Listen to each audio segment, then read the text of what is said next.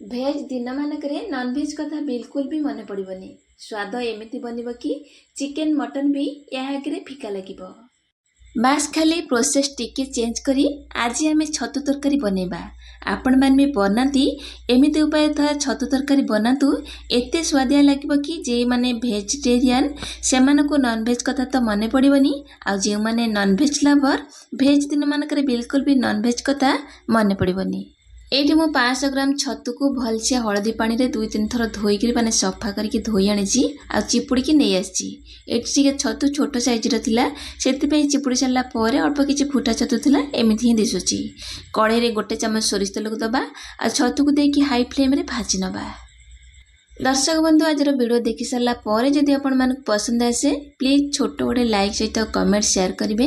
ଚ୍ୟାନେଲରେ ନୂଆ ଥିଲେ ଚ୍ୟାନେଲକୁ ସବସ୍କ୍ରାଇବ୍ କରିନେବେ ଆଉ ଫେସବୁକ୍ ପେଜ୍ରେ ଦେଖୁଥିଲେ ପ୍ଲିଜ୍ ଫେସବୁକ୍ ପେଜ୍କୁ ମଧ୍ୟ ଫଲୋ କରିନେବେ। ଏଇଠି ଛତୁରୁ ବହୁତ ସାରା ପାଣି ବାହାରିଲା ଆଉ ପାଣି ଶୁଖିକିରି ଛତୁ ଆମର ଡ୍ରାଏ ହେଇଗଲାଣି।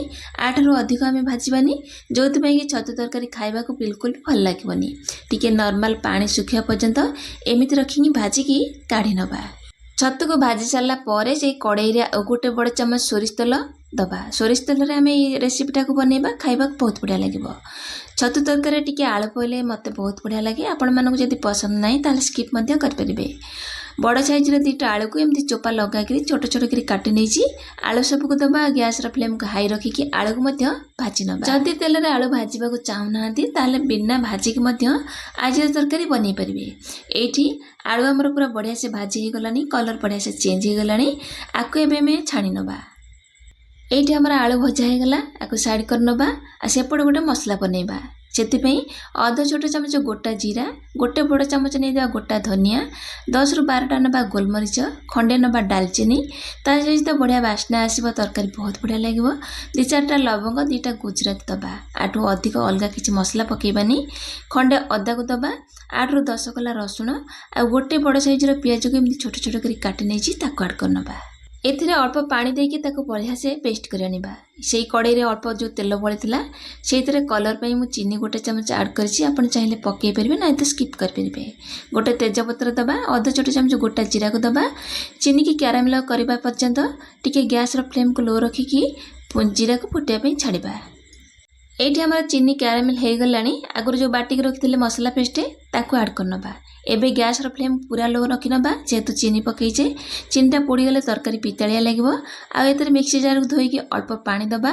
ମସଲାରୁ ତେଲ ଅଲଗା ହେବା ପର୍ଯ୍ୟନ୍ତ 1-2 ମିନିଟ୍ ଗ୍ୟାସ୍ର ଫ୍ଲେମ୍କୁ ଲୋ ଟୁ ମିଡ଼ିୟମ୍ ରଖିକି ମସଲାକୁ କଷି ନେବା। ସେପଟେ ମସଲା କଷି ହେବା ଭିତରେ ଏପଟେ ଗୁଣ୍ଡ ମସଲା ଗୁଡ଼ାକୁ ଆଡ଼୍ କରିବା। ଏଇଠି ଅଧ ଛୋଟ ଚାମଚ ରାଗ ଲଙ୍କା ଗୁଣ୍ଡ ନେଇଛି, 1 ବଡ଼ ଚାମଚ କାଶ୍ମୀର ଲଙ୍କା ଗୁଣ୍ଡକୁ ଦେବା। ତା ସହିତ ଭଲ କଲର୍ ଆସିବ। ତା ସହିତ 1 ଚାମଚରୁ ଟିକେ କମ୍ ମିଟ୍ ମସଲା ଆଡ଼୍ କରିଛି। ଆପଣ ଚାହିଁଲେ ମିଟ୍ ମସଲା ଜାଗାରେ ଚିକେନ୍ ମସଲା ଦେବେ, କିନ୍ତୁ ମିଟ୍ ମସଲା ଦେଲେ ତରକାରୀ ବହୁତ ବଢ଼ିଆ ଟେଷ୍ଟ ଆସିବ। ଅଳ୍ପ କିଛି କସ୍ତୁରୀ ମେଥି ଦେବା, ଅଧ ଛୋଟ ଚାମଚ ହଳଦୀ ଗୁଣ୍ଡକୁ ଦେବା ଆଉ ମସଲାକୁ ଭଲସେ ଗୋଳେଇ ନେବା। এই ମସଲାକୁ ଅଧଘଣ୍ଟା ପୂର୍ବରୁ ଯଦି ପାଣି ଦେଇ ଭିଜେଇକି ରଖିନେବେ ତରକାରୀ ବହୁତ ବଢ଼ିଆ ଲାଗିବ। ଏଇଠି ମସଲା ଆମର ବଢ଼ିଆ ସେ ଗୋଳେଇ ହେଇଗଲା ବା ମିଶିଗଲା। ତାକୁ ଆମେ ଆଗରୁ ଯେଉଁ ବାଟିକିରି ମାନେ ତରକାରୀ ପାଇଁ ମସଲା କଷୁଥିଲେ ସିଏ ବଢ଼ିଆ ସେ ମସଲା କଷି ହେଇଗଲାଣି। ତେଲ ଛାଡ଼ିବା ଆରମ୍ଭ କଲାଣି, ମସଲାରୁ ପୁରା ଡ୍ରାଏ ହେଇଗଲାଣି। ଏବେ ଆମେ ଗ୍ୟାସ୍ର ଫ୍ଲେମ୍କୁ ଲୋ ରଖିଛେ ଆଉ ଗୋଳେଇକି ରଖିଥିବା ମସଲାକୁ ଏଇଠି ଆଡ଼୍ କରିନେବା। ଏବେ ଏଇଠି ଟିକେ ଅଳ୍ପ ପାଣି ଧୋଇକିରି ଗିନାକୁ ଧୋଇଦେବା। ତାପରେ ଗ୍ୟାସ୍ର ଫ୍ଲେମ୍କୁ ଲୋ ରଖିକିରି ଆଉ କିଛି ସେକେଣ୍ଡ ପର୍ଯ୍ୟନ୍ତ ମସଲାକୁ କଷି ନେବା। ଏଇଠି ମସଲା ବଢ଼ିଆ ସେ କଷି ହେଇଗଲାଣି, ତେଲ ବି ଛାଡ଼ିବା ଆରମ୍ଭ କଲାଣି। ଏଇଠି 1 ଟମାଟୋକୁ ବାଟି ଆଣିଛି, ତାକୁ ଆଡ଼୍ କରିନେବା। ଆଉ କିଛି ସେକେଣ୍ଡ ପର୍ଯ୍ୟନ୍ତ ମସଲାକୁ କଷି ନେବା। ଏଇଠି ଆମର ମସଲା ବଢ଼ିଆ ସେ କଷି ହେଇଗଲାଣି, ତେଲ ବି ସେପାରେଟ୍ ହେଇଗଲାଣି। ଆଗରୁ ଭାଜିକି ରଖିଥିବା ଭଜା ଆଳୁ ସହିତ ଭଜା ଛତୁକୁ ଦେବା। ସ୍ୱାଦ ଅନୁସାରେ ଲୁଣକୁ ଦେବା। ମସଲା ସହିତ ବଢ଼ିଆ ସେ ମିଶିଯିବା ପାଇଁକା ଛତୁ ଆଉ ଆଳୁ ଅଳ୍ପ କିଛି ପାଣି ଦେବା। ଆଉ କିଛି ସେକେଣ୍ଡ ପର୍ଯ୍ୟନ୍ତ ଆଳୁ ସହିତ ମସଲାକୁ ଗୋଳେଇକି ଭଲସେ କଷି ନେବା। ଏଇଠି ଆମର ମସଲା ବଢ଼ିଆ ସେ କଷି ହେଇଗଲାଣି, କେତେ କଲରଫୁଲ୍ ଲାଗୁଛି ଦେଖିବା ପାଇଁ। ଏଇଠି କିଛି ଗରମ ପାଣିକୁ ଆଡ଼୍ କରିବା, ଆଉ କିଛି ସମୟ ଫୁଟିବା ପାଇଁ ଛାଡ଼ିବା। ଯେହେତୁ ଆଳୁ ଆମର ତେଲରେ ବଢ଼ିଆ ସେ ଭାଜି ହେଇଯାଇଥିଲା, ଯେତିକି ଝୋଳ ରଖିବେ ଛତୁରେ ସେତିକି ହିଁ ପାଣି ଦେବେ, ମାନେ ଟିକେ ଫୁଟିବା ପାଇଁ ଛାଡ଼ିବା। ସେଇ ହିସାବରେ ପାଣିକୁ ଆଡ଼୍ କରିବା। କିଛି ସମୟ ପର୍ଯ୍ୟନ୍ତ ଫୁଟିଲେ ପାଣି ଝୋଳ ବି ଗ୍ରେଭି ହେଇଯାଏ, ବହଳିଆ ହେଇଯିବ, ଯେହେତୁ ଆମେ ବଟା ମସଲା ଦେଇଛେ। ଆପଣ ଚାହିଁଲେ ଯଦି ତରକାରୀ ଝୋଳ ରଖିବାକୁ ପସନ୍ଦ କରିବେ ତାହେଲେ ଅଧିକ କରି ପାଣି ଦେବେ, ନହେଲେ ପରେ ଯଦି ଝୋଳ ବହଳିଆ ହେଇଯାଏ କିଛି ଗରମ ପାଣିକି ଦେଇକି ଆଉ କିଛି ସମୟ ଫୁଟେଇ ନେବେ। ଏଇଠି ଚାହିଁଲେ ଆପଣ କିଛି କଟା ଧନିଆ ପତ୍ର ଆଡ଼୍ କରିପାରିବେ। ଏଇଠି ଝୋଳ ଏତିକି ରଖିବା।